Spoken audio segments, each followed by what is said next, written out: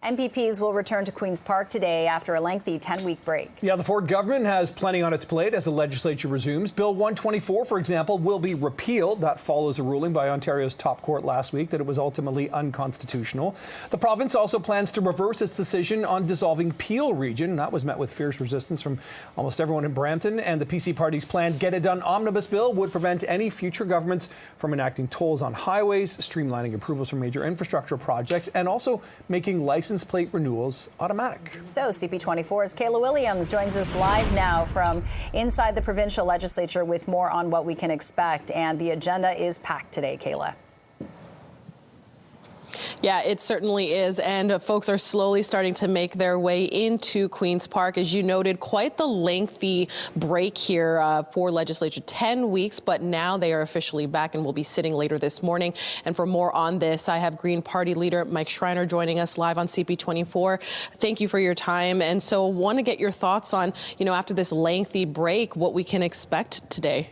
Well, we know that life has gotten harder and more expensive under the Ford government, and the Ontario Greens are going to be pushing this government to make life easier and more affordable for people, starting with addressing the housing affordability crisis. My bill to legalize housing will be up for debate next week. We want to legalize fourplexes, 4-story, 6 to 11-story buildings along major transit corridors so we can build homes that people can afford in the communities they love.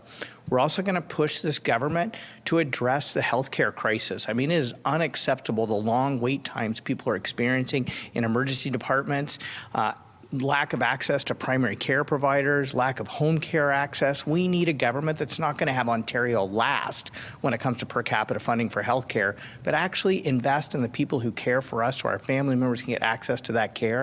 And we're also going to address the climate crisis in a way that addresses people's affordability concerns, helping people save money by saving energy and having affordable, reliable transit options. And what is your take on this Get It Done Act? I mean, there's a lot of things, under this sort of umbrella, but, some have called it a bit of a smokescreen when it comes to some of the other things that are on Premier Ford's list of things to do. Well, this Get It Done Wrong Act is performative politics at its worst. Most of the provisions in the act either don't deal with jurisdiction that's provincially or deals with things that may or may not happen in the future. People need support now. They need a government that's going to be focused on building homes people can afford instead of opening land up for development so, wealthy Ford-connected insiders can cash in billions of dollars. They need a government that's going to invest in healthcare now so people have access to the care they need. A government that's going to support people with autism, people with disabilities, people who rely on good public services.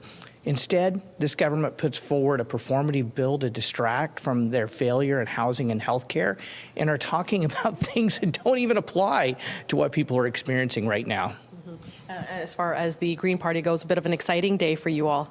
Very exciting day. We double our caucus today. Very excited that Ashlyn Clancy, the MPP for Kitchener Centre, will be taking her seat. And I think her election was really people saying, we want to do politics differently. We like the fact that the Ontario Green Party works across party lines, put forward positive solutions to make life better for people. And also it was a loud and clear message.